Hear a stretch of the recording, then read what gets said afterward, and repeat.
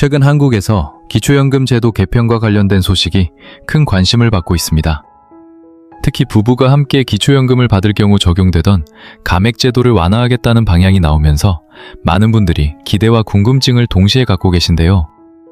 지금까지는 부부가 동시에 연금을 받으면 각각 20%씩 줄어든 금액을 받게 되었는데 이 기준이 과연 현실에 맞는지에 대한 논란이 계속되어 왔습니다.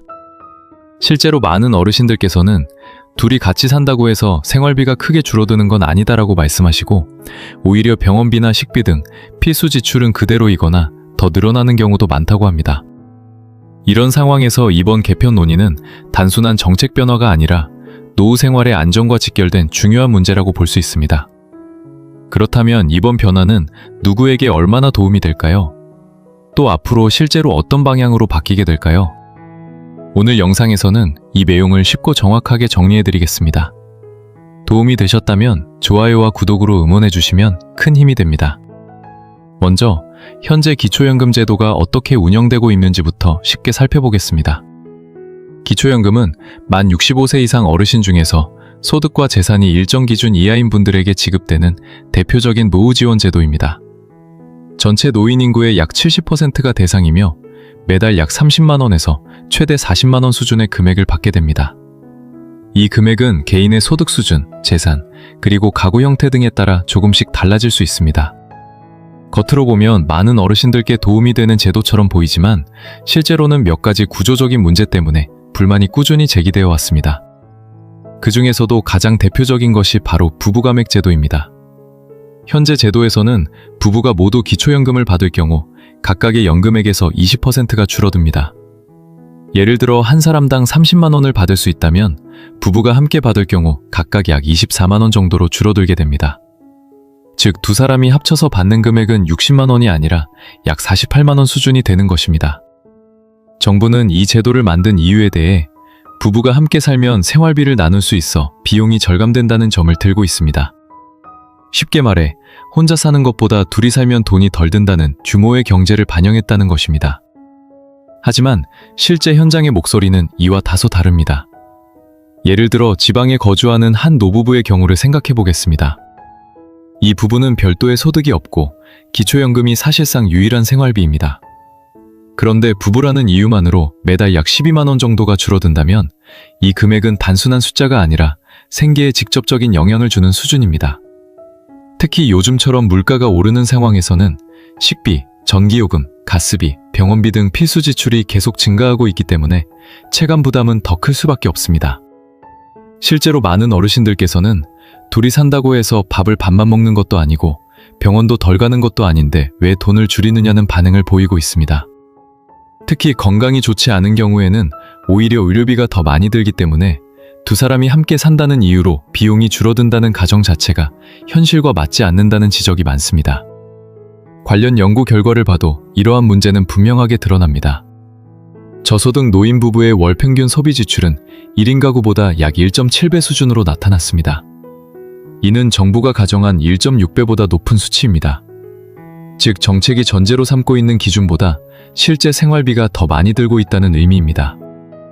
또 하나의 문제는 형평성입니다. 같은 소득 수준이라도 혼자 사는 경우와 부부로 사는 경우에 받는 금액이 달라지기 때문에 일부에서는 차라리 혼자 사는 것이 더 유리하다는 말까지 나오고 있습니다. 물론 실제로 그렇게 선택하는 경우는 많지 않지만 제도 자체가 이런 인식을 만들고 있다는 점은 분명한 문제로 지적됩니다. 이와 함께 간과할 수 없는 부분이 바로 심리적인 박탈감입니다. 오랜 기간 함께 살아온 부부가 노후에 들어서 오히려 불이익을 받는 구조라는 점에서 단순한 금전 문제를 넘어 감정적인 불만으로 이어지는 경우도 많습니다. 특히 주변에서 혼자 사는 지인이 더 많은 금액을 받는 모습을 보게 되면 상대적인 박탈감을 느끼는 경우도 적지 않습니다. 또한 지역에 따라 체감 차이도 큽니다. 예를 들어 수도권과 지방은 생활비 구조가 다르지만 연금 지급 기준은 크게 차이가 없기 때문에 실제 생활에서 느끼는 부담은 지역마다 다르게 나타납니다. 지방에서는 의료 접근성이 떨어져 교통비가 더 들기도 하고 겨울철 난방비 부담이 큰 지역도 있어 단순히 둘이 살면 절약된다는 논리가 적용되기 어려운 경우가 많습니다. 앞서 살펴본 것처럼 현재 기초연금의 부부 감액 제도는 현실과 맞지 않는 부분이 많다는 지적을 받아왔습니다. 이러한 문제를 반영해 정부는 제도를 한 번에 없애기보다는 단계적으로 완화하는 방향으로 개편을 추진하고 있습니다. 가장 핵심적인 변화는 감액 비율을 줄이는 것입니다. 현재는 부부가 함께 연금을 받을 경우 각각 20%씩 줄어들지만 앞으로는 이 비율이 점차 낮아질 예정입니다. 구체적으로 보면 2027년까지 감액률을 20%에서 15%로 낮추고 이후 2030년에는 10% 수준까지 줄이는 방안이 검토되고 있습니다. 이 변화는 모든 대상자에게 한꺼번에 적용되는 것이 아니라 소득이 낮은 계층부터 우선적으로 적용될 가능성이 큽니다. 특히 생활이 더 어려운 하위 40% 어르신들이 먼저 혜택을 받을 것으로 예상됩니다. 그렇다면 실제로 어르신들이 받는 금액은 얼마나 달라질까요? 예를 들어 한 분이 월 30만 원의 기초연금을 받을 수 있다고 가정해 보겠습니다. 현재 제도에서는 부부가 함께 받을 경우 각각 약 24만 원으로 줄어들게 됩니다. 하지만 감액률이 15%로 낮아지면 약 25만 5천 원 정도를 받을 수 있고 10%로 줄어들면 약 27만 원 수준까지 올라가게 됩니다. 겉으로 보면 몇만 원 차이처럼 느껴질 수 있지만 실제 생활에서는 상당히 큰 변화입니다. 예를 들어 한 달 기준으로 보면 부부가 합쳐서 약 6만 원에서 12만 원 정도 더 받을 수 있게 되는데 이 금액은 전기요금이나 가스비 혹은 병원비 일부를 감당할 수 있는 수준입니다. 특히 고정적인 수입이 없는 어르신들에게는 이런 작은 차이가 생활의 안정성을 크게 좌우하게 됩니다. 이번 개편의 가장 큰 목적은 단순히 돈을 더 주는 것이 아니라 현실에 맞게 제도를 조정하는 것이라고 볼 수 있습니다. 즉, 부부가 함께 산다, 비용이 줄어든다, 면 기존의 가정을 수정하고 실제 생활비 구조를 반영하겠다는 의미입니다. 이는 결과적으로 저소득층 노인의 빈곤 문제를 완화하는 데에도 긍정적인 영향을 줄 수 있습니다. 하지만 이러한 변화에는 반드시 따라오는 고민이 있습니다. 바로 재정 부담입니다. 감액 비율을 줄인다는 것은 그만큼 정부가 지급해야 할 금액이 늘어난다는 의미입니다. 관련 추산에 따르면 만약 감액 제도를 크게 완화하거나 장기적으로 폐지할 경우 향후 몇 년간 수십조 원 규모의 추가 예산이 필요할 수 있다고 합니다. 이 부분은 매우 중요한 문제입니다. 왜냐하면 한국은 이미 빠르게 고령화가 진행되고 있기 때문입니다. 앞으로 기초연금을 받는 인구는 계속 늘어날 것이고 그만큼 정부의 지출도 자연스럽게 증가하게 됩니다. 만약 충분한 재원이 확보되지 않은 상태에서 지출이 급격히 늘어나게 되면 결국 다른 세대에게 부담이 전가되거나 세금 인상으로 이어질 가능성도 있습니다. 그래서 정부 역시 신중한 입장을 보이고 있습니다. 한 번에 큰 폭으로 바꾸기보다는 단계적으로 상황을 보면서 조정하겠다는 것입니다.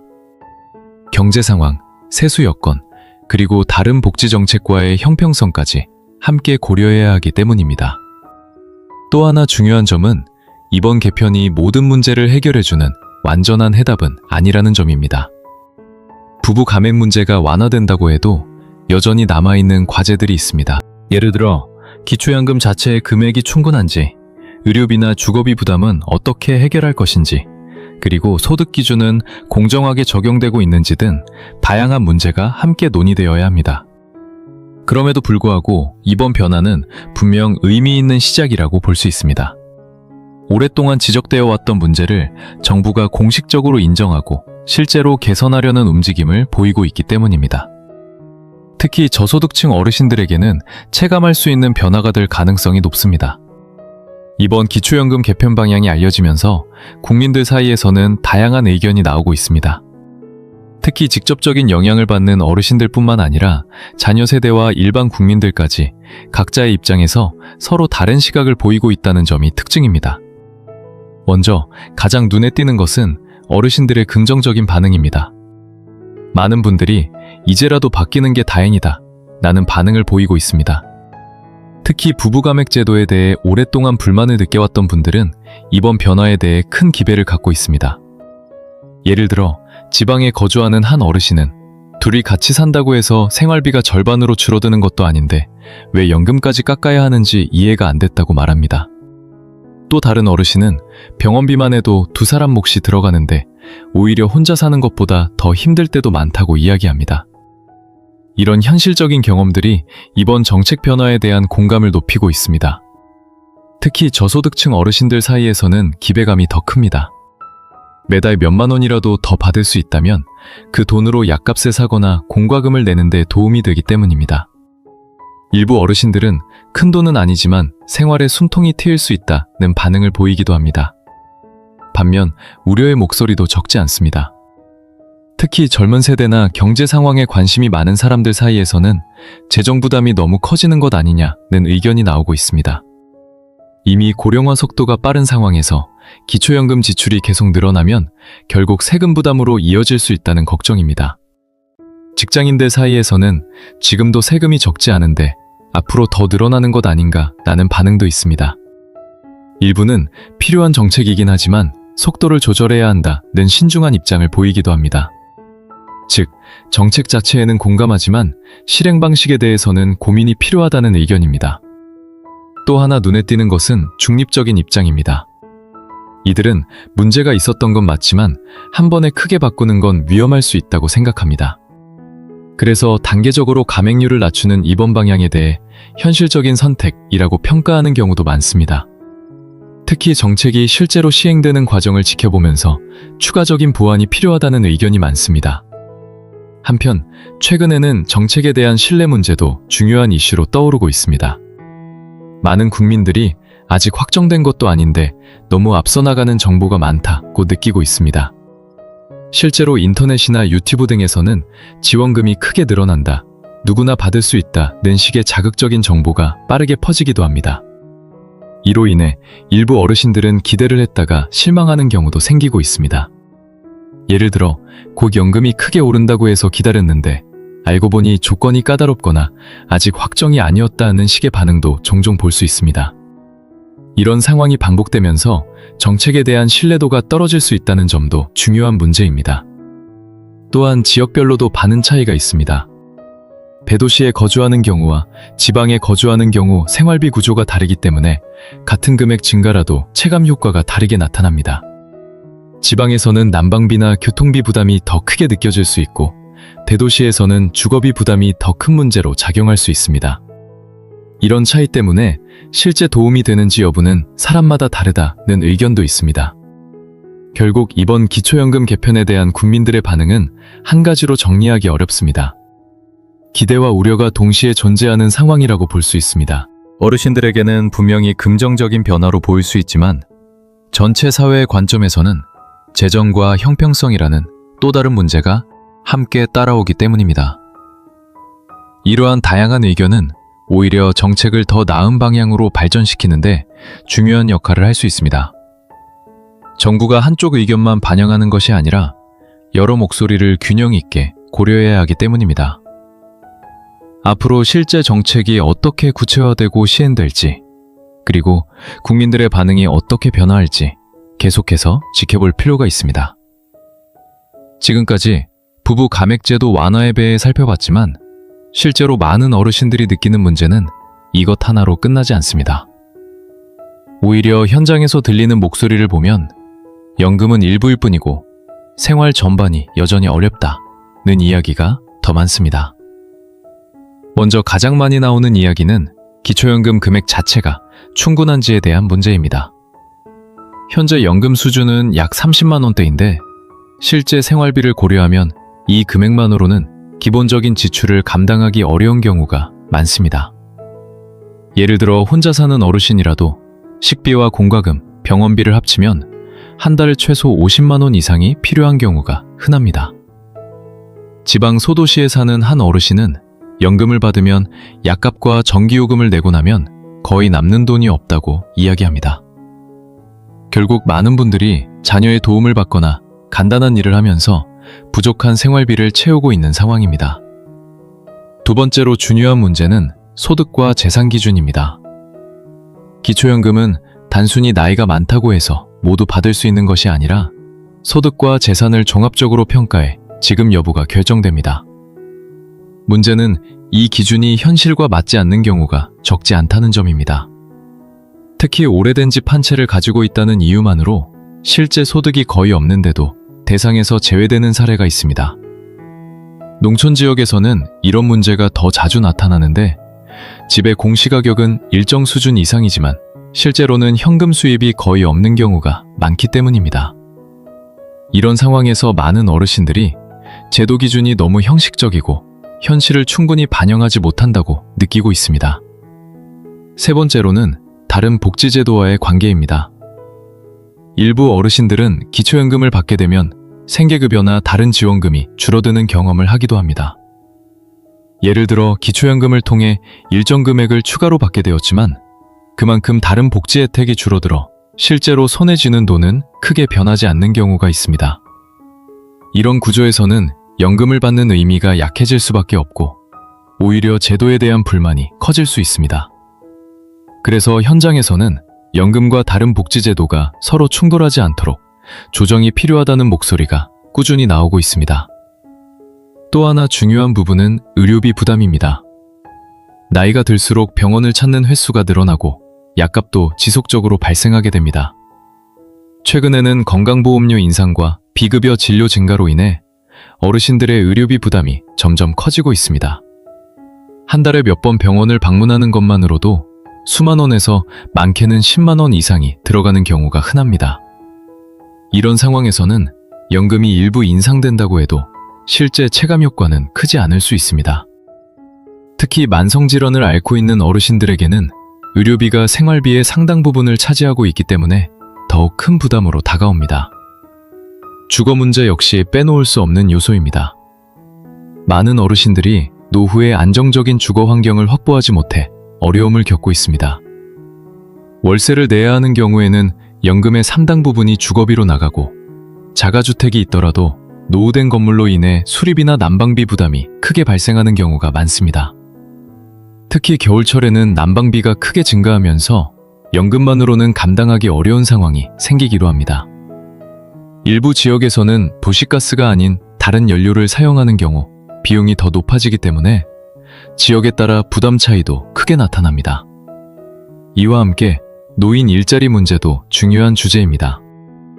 많은 어르신들이 연금만으로는 생활이 어렵다고 느끼기 때문에 계속해서 일을 찾고 있습니다. 공공근로나 단기 일자리, 간단한 서비스 업무 등을 통해 일정한 소득을 유지하려고 하지만 일자리의 수가 충분하지 않거나 체력적인 한계로 인해 안정적으로 일하기 어려운 경우도 많습니다. 이 때문에 단순히 연금을 조정하는 것뿐만 아니라 어르신들이 무리 없이 일할 수 있는 환경을 만드는 것도 중요한 과제로 떠오르고 있습니다. 마지막으로 정보에 대한 문제도 점점 중요해지고 있습니다. 최근에는 다양한 채널을 통해 정책 관련 정보가 빠르게 퍼지면서 사실과 다른 내용이 함께 확산되는 경우가 많습니다. 아직 확정되지 않은 정책이 마치 결정된 것처럼 전달되거나 실제보다 과장된 지원금 정보가 퍼지면서 혼란이 생기기도 합니다. 이런 상황에서는 어르신들이 잘못된 기대를 갖게 되거나 중요한 정보를 놓칠 가능성이 높아집니다. 따라서 정확하고 이해하기 쉬운 정보 제공이 무엇보다 중요하다고 할 수 있습니다. 이처럼 기초연금과 관련된 문제는 단순히 한 가지 제도의 변화로 해결될 수 있는 것이 아니라 생활 전반과 깊이 연결되어 있습니다. 연금 금액, 수급 기준, 의료비, 주거, 일자리까지 여러 요소가 함께 작용하고 있기 때문에 앞으로의 정책은 보다 종합적인 관점에서 접근할 필요가 있습니다. 지금까지 살펴본 것처럼 이번 기초연금 개편 논의는 단순히 금액을 조정하는 문제를 넘어 고령 사회에서 어르신들의 삶을 어떻게 보장할 것인지에 대한 중요한 방향을 보여주고 있습니다. 특히 부부가맥제도 완화는 그동안 현실과 맞지 않는 부분을 개선하려는 시도로 볼 수 있으며 많은 어르신들에게는 분명히 긍정적인 변화로 다가올 수 있습니다. 하지만 한편으로는 재정 부담과 제도의 지속 가능성이라는 과제도 함께 존재합니다. 지원이 늘어날수록 필요한 예산도 커지기 때문에 정부는 속도와 범위를 신중하게 조절할 필요가 있습니다. 또한 연금 문제는 단독으로 해결될 수 있는 것이 아니라 의료비, 주거, 일자리 등 다양한 요소와 함께 종합적으로 접근해야 한다는 점도 중요합니다. 앞으로도 관련 정책은 계속해서 변화할 가능성이 높은 만큼 꾸준히 관심을 가지고 확인하는 것이 중요합니다. 이 영상이 여러분께 도움이 되셨다면 좋아요와 구독으로 함께 해주시고 여러분의 생각도 댓글로 나눠주시면 감사하겠습니다.